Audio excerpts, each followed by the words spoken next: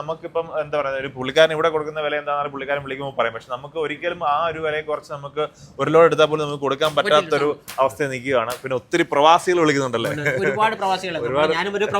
അതെ അതെ, ഉറപ്പായിട്ട് നല്ല കുട്ടികളെ കാണുമ്പോൾ അവർ ഉറപ്പായിട്ട് നമ്മൾ പല ഫാമിലി ചെയ്യുമ്പോൾ അവർ ചോദിക്കും ഷാമി എവിടുന്നാണ് കുട്ടികൾ എങ്ങനെയാണ്. അപ്പൊ ഇപ്പോഴത്തെ സാഹചര്യത്തിൽ എന്തായാലും നമുക്ക് ഒരു ഈ പറയുന്ന ഇവിടെ ഫാമിൽ കൊടുക്കുന്ന വിലയെക്കാട്ടിയും വലിയ വ്യത്യാസം കൊടുക്കാൻ പറ്റത്തില്ല. ആ ഒരു അവസ്ഥയാണ് റൂട്ടിലെ പ്രശ്നങ്ങൾ. റൂട്ടിലെ ഇപ്പൊ ഓരോ ദിവസവും കൂടിക്കൊണ്ടേയിരിക്കും വിലകളും കാര്യങ്ങളും, വല്ല പ്രശ്നങ്ങൾ കൂടിക്കൊണ്ടിരിക്കുക. നേരത്തെ കാലം നമ്മൾ സ്ഥിരം പറയുന്ന മഹാരാഷ്ട്ര മധ്യപ്രദേശ് ഒക്കെ ആയിരുന്നു. ഇപ്പം ആന്ധ്രയുണ്ട്, ബാംഗ്ലൂർ എല്ലാം ആയി അല്ലേ. ബാംഗ്ലൂർ ടച്ച് ചെയ്യുന്ന വരില്ല, കാരണം കിലോമീറ്റർ ചുറ്റിയാ വരുന്ന കേട്ടോ. അപ്പൊ ഇത് കൂടുതൽ ഇന്ധന ചെലവ് അല്ലേ വണ്ടിയുടെ. വണ്ടി വാടക മാത്രമല്ല, എല്ലാം നിൽക്കണല്ലോ. ആന്ധ്രയിൽ എന്ന് പറഞ്ഞു കഴിഞ്ഞാൽ നമ്മള് പോലീസല്ല, നാട്ടുകാര് വടി വെച്ചിട്ട് നിൽക്കാണ്. ഓ ശരി.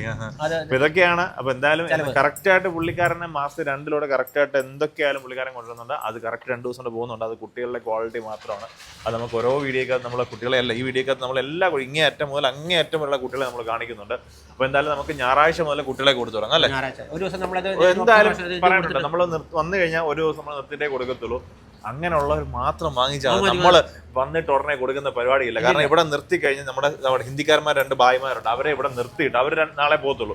അവരെ നിർത്തിയിട്ട് ഇവരുടെ ഫുഡും സെറ്റ് ചെയ്ത് ഇവർക്ക് എന്തെങ്കിലും പരിക്കുകളോ കാര്യങ്ങളോ ഒക്കെ ഉണ്ടോ നോക്കി എല്ലാം ക്ലിയർ ആയിട്ട് ഒബ്സർവേഷൻ ചെയ്ത് നമ്മൾ ഇത് കൊടുത്തിട്ടാണ് നമ്മൾ കൊടുക്കത്തുള്ളൂ. പിന്നെ അതുപോലെ തന്നെ എന്തെങ്കിലും